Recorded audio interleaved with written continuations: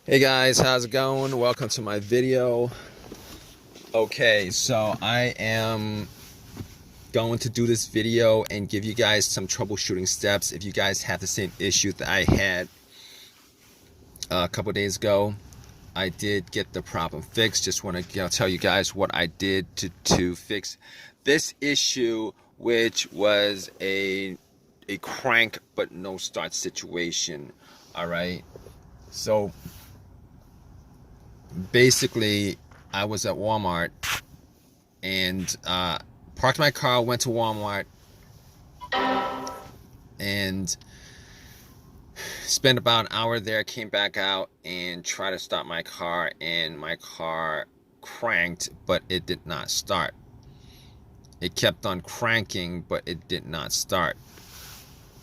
So basically, best place to be if I had a situation when I had that situation, considering, if it's something easy to fix, I could probably get a lot of things. But anyway, I cranked it a couple of times. It kept on cranking.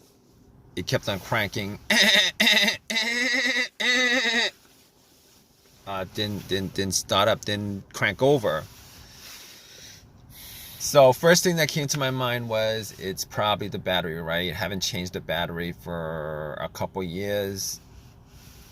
Probably the battery.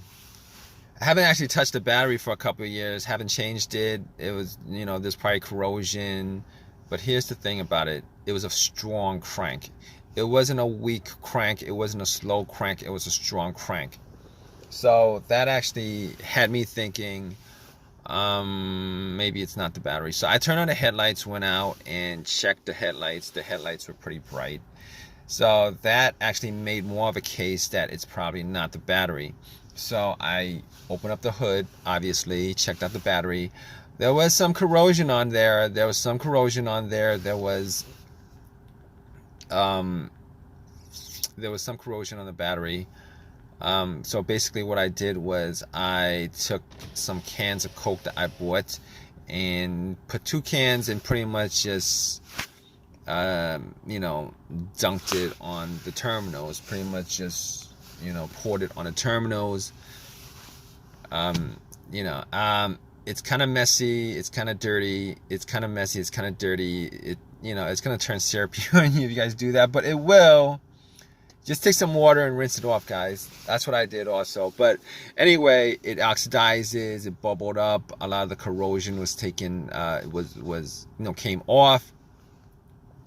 And went back to Walmart to get a couple of things. Went back to Walmart to get a wire brush. And pretty much cleaned up the battery terminals. Got a little set of wrenches and but I probably didn't need to do all that because I actually have a power pack to test that out. Thinking about it right now. But anyway, I cleaned it up, try to crank it. It cranked. I mean, the crank might have been a bit stronger, but it cranked.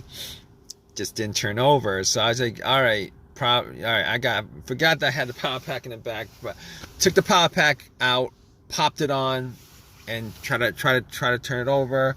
It cranked. It did not turn over. So at that point, I was like, okay, probably. I'm like, at that point, I was 100% sure it wasn't the battery, considering the cranks were strong. It kept on cranking pretty strong, and putting the power pack on there, it should have just started up. It did not start up. So at that point, I was like, I can rule out it's not the battery. All right. As far as the wiring on the battery, I could rule out that it wasn't the wiring on the battery either, because I actually did check out the ground wire. The ground wire is a negative cable, guys. For the most part, the ground wire is just connected to the frame of the car. I looked at the ground wire just to see whether there was whether it was loose, rusted, anything like that. It wasn't. It was very tight onto the frame, connected. There was no frayed wiring or anything like that. So I was like, okay.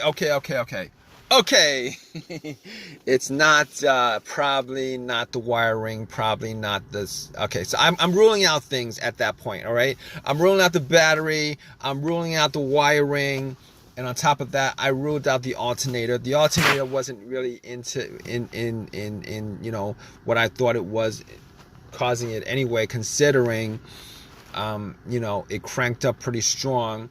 And cranking up pretty strong means that the battery was pretty strong. And when I put the cables on from the power pack, and it didn't start off up, it's not the alternator, guys. You guys think it's not the alternator? It's none of that other stuff. Okay. So at that point, I was like, here's the thing. As far as me, if you guys are in this situation, you guys trying to troubleshoot this whole entire thing, trying to rule out certain things.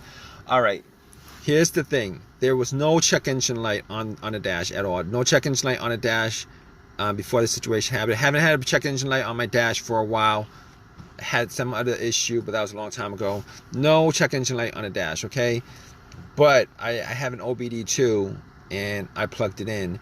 And what this situation could be caused by also your car's computer not registering, not connected to your car for whatever reason. Could be a fuse, a short somewhere, whatever.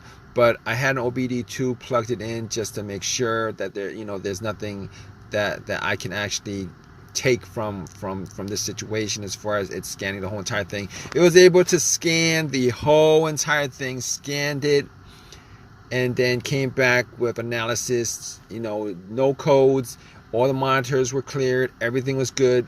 At that point, I knew that it was able to read the car's computer. So there's nothing wrong with the car's PCM, ECM. There's nothing wrong with the computer at all that's causing it. On top of that, like I said, very important whether there's a check engine light or not check engine light when it comes to troubleshooting this issue. All right, no check engine light means that you could pretty much consider that all the other stuff that could be causing it with a sensor on there is probably not causing the issue.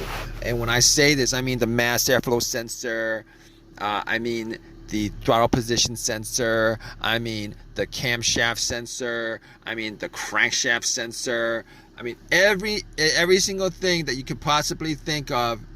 All those things that you could possibly think of that has a sensor to it that could be causing this issue, you could pretty much just rule every one of those things out. Pretty much. Not always the case.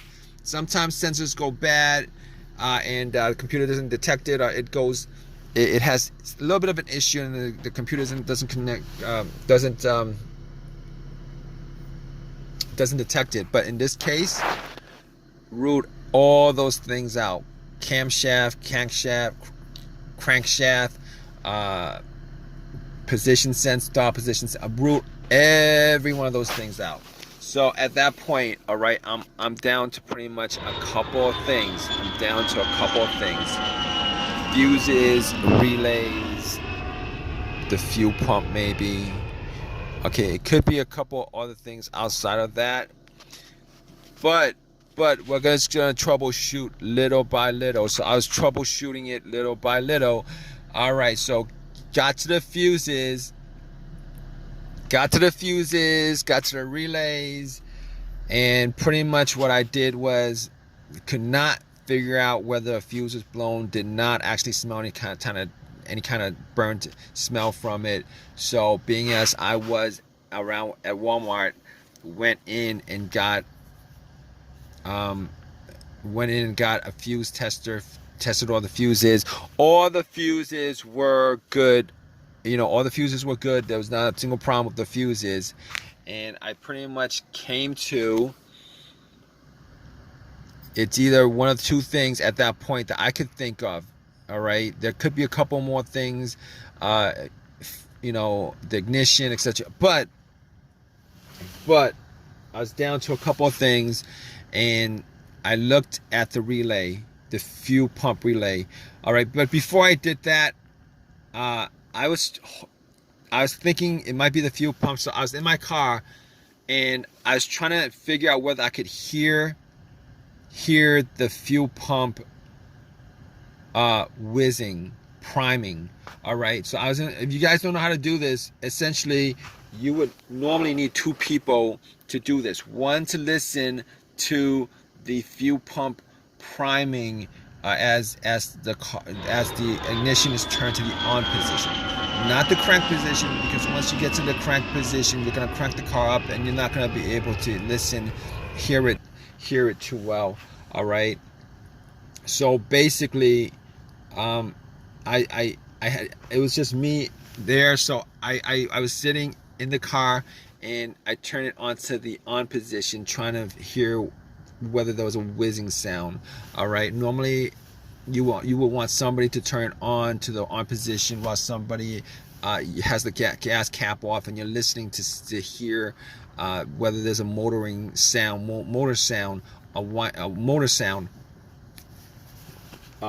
I couldn't do that.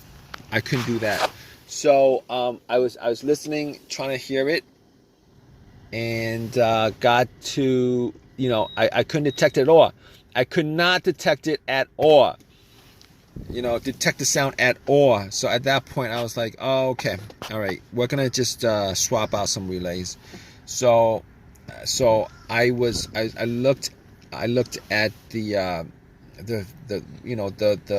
fuel pump relay, and I noticed that there was another relay that was the same. I'm not sure exactly where that relay actually, what component of the car that relay was for.